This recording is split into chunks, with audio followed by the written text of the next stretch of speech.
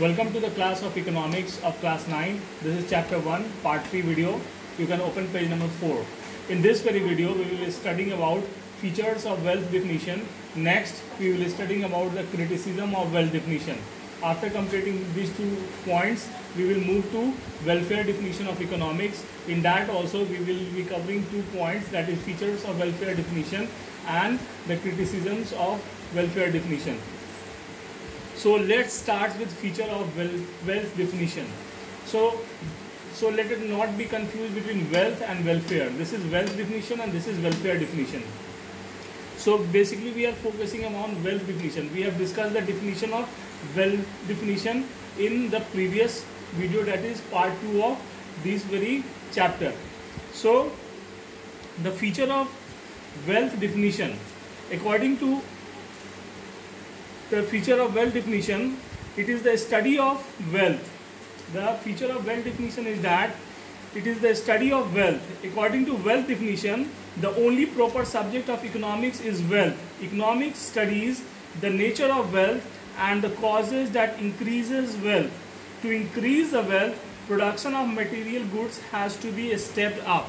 This means that the main focus of the wealth definition is the production and increase in the wealth, so that the material goods can be increased for the happiness of the maximum population.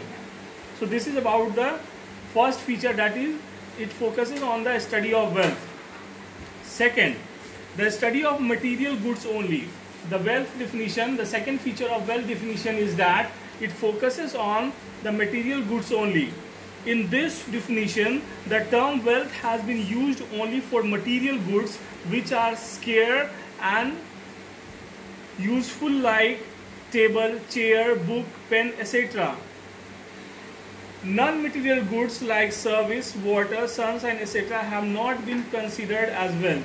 So there is a distinction between material goods and non-material goods. So it is the feature of wealth definition that only material goods have been considered in the wealth definition and non-material goods have been ignored in the wealth definition, right? And the third important feature of the wealth definition is that it focuses on economic man. It discusses about the economic man. The third features of wealth definition is that it considers the economic man. The wealth definition lays emphasis on man who does all activities of his self-interest. Such a man motivated by self-interest is called economic man.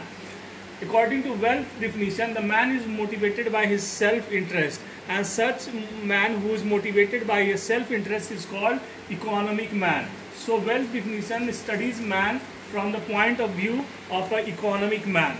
So these are the 3 features of the wealth definition of economics. First is it is the study of wealth. Second, it studies the material goods only. And third, it is the study of economic man. So we have discussed the feature of wealth definition. So we will now move to the second point, that is criticism of wealth definition. Now we will move to the criticism of wealth definition. So how is this definition of wealth definition is criticized? It says many thinkers like Carlyle, Ruskin, Charles Dickens and William Morris, etc. did not agree to the wealth definition of economics. They described it as a science of bread and butter, gospel of mammon, dismal science, etc. Ruskin went to the extent of even calling it a bastard science. Wealth definition has been criticized on the following grounds. So different philosophers have criticized the wealth definition in their own way. So as a whole, it has been criticized on its features only. So the first criticism of wealth definition is on the point that too much stress is laid on the wealth. The first criticism of wealth definition is that too much stress is laid on the wealth, right? It laid too much emphasis on wealth and ignored man and his welfare. It ignores the welfare of the man. The wealth definition ignores the welfare, right?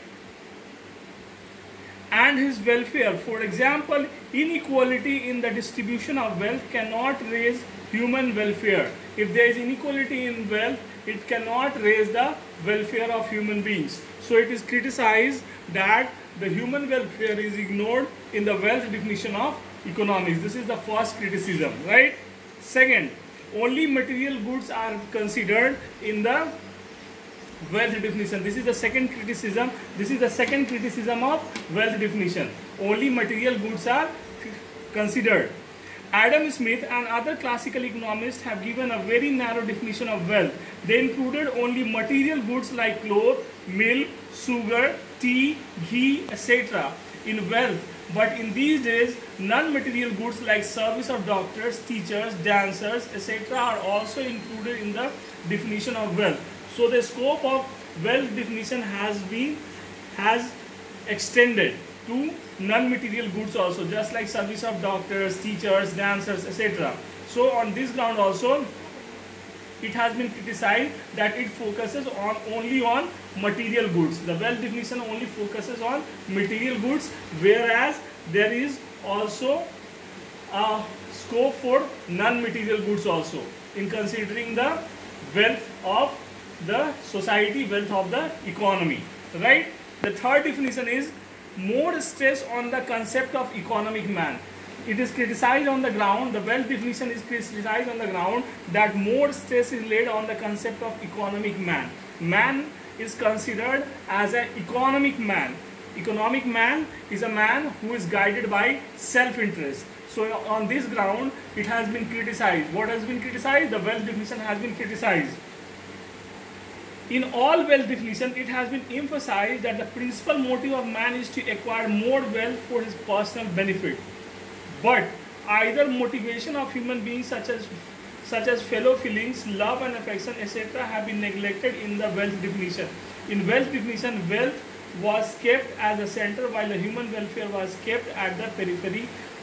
So wealth was at the center of the economic man and welfare was at the periphery. So on this ground, the welfare definition has been criticized. What are its features? So are the criticism. So the features have been criticized by the economist of the welfare definition, right? So these 2 points are clear. Next, we will move to the welfare definition. In the welfare definition, Professor Alfred Marshall, who was born in 1842, we are discussing welfare definition. Professor Alfred Marshall, who was born in 1842 and died in 1924, in his book Principle of Economics, which was published in 1890, gave a material welfare definition of economics. It was Alfred Marshall who gave the welfare definition of economics. So, if it is asked who gave the welfare definition of economics, you have to write Alfred Marshall, right? According to welfare definition of economics, in his definition, he gave more importance to human welfare in comparison to wealth. So in welfare definition, more importance is given to welfare rather than wealth. मतलब इसमें कल्याण को ज़्यादा महत्व दिया गया है बनिस्पत धन के. धन से ज़्यादा कल्याण को महत्व दिया गया है. इसीलिए इसका नाम कल्याणकारी डिफिनीशन है. कल्याणकारी डिफिनीशन, वेलफेयर डिफिनीशन है, right? Second point about the welfare definition. He said that wealth is only means to satisfy human wants and not an end in itself. He emphasized that wealth is for man and not man for wealth. Welfare definition में ये कहा गया कि धन मनुष्य के लिए है, मनुष्य धन के लिए नहीं है. So he emphasized that wealth is for man and not man for wealth. Wealth मनुष्य धन के लिए नहीं है, धन मनुष्य के लिए. ये welfare definition में कहा गया था. He defined economics as a study of mankind in ordinary business of life. He examined that part of individual and social action which is more closely connected with the attainment of the use of material requisite of well-being. मतलब wealth का इस्तेमाल मनुष्य के well being के लिए, human beings के well being के लिए किया जाना चाहिए. That is all about the welfare definition of economics, right?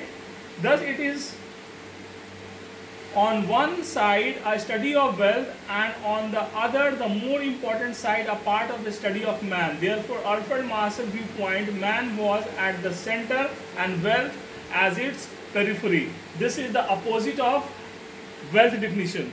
Welfare definition is the opposite of wealth definition, right? So the time limit of this video is about to over, so we will conclude in we will conclude the video.